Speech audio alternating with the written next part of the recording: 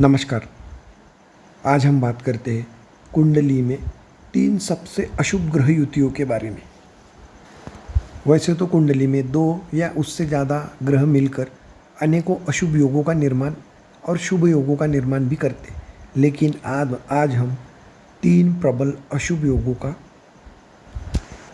निर्माण किन ग्रहों की युति से होता है ये जानेंगे। इनमें सबसे पहला योग है शनिदेव और चंद्रमा का विष योग। चंद्रमा मन के कारक है तो शनिदेव दुख के कारक। इस युति को विष योग कहते हैं और ये अत्यंत पीड़ादायक युति होती है।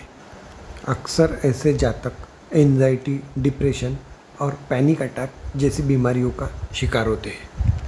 ऐसे जातकों का मन अशांत होता है और ऐसे जातक भूतकाल में सोचने वाले होते हैं। और यदि कहीं इस युति पर राहु की दृष्टि पड़ जाए तो व्यक्ति निश्चित तौर पर मानसिक रोगी हो सकता है। इसीलिए अगर कुंडली में ये युति है तो इसके उपाय करना बहुत ज़रूरी हो जाता है। अपने चंद्रमा को बल देना भी बहुत ज़रूरी हो जाता है। अपने चंद्रमा को मजबूत करके आप इस युति के दुष्प्रभाव को कम कर सकते हैं। इसके बाद दूसरी ग्रह युति है चंद्रमा और राहु की ग्रहण योग। कुंडली में योग होने से जातक ओवर थिंकिंग करने वाला, अकेला रहने वाला और मति भ्रम का भी शिकार हो सकता है। ऐसी युति पर यदि कहीं से शनि की दृष्टि या इनके साथ शनि की युति हो जाए तो जातक डिप्रेशन और एंजाइटी का पक्का शिकार हो जाता है और जातक को अपने जीवन काल में कभी ना कभी मानसिक बीमारी की दवाइयों का सेवन करना पड़ता है। और यदि कहीं से इस युति पर अगर गुरुदेव या कोई शुभ ग्रह शुक्रदेव जैसे ग्रहों की दृष्टि पड़ जाए तो इसके दुष्प्रभावों में कमी भी आती है।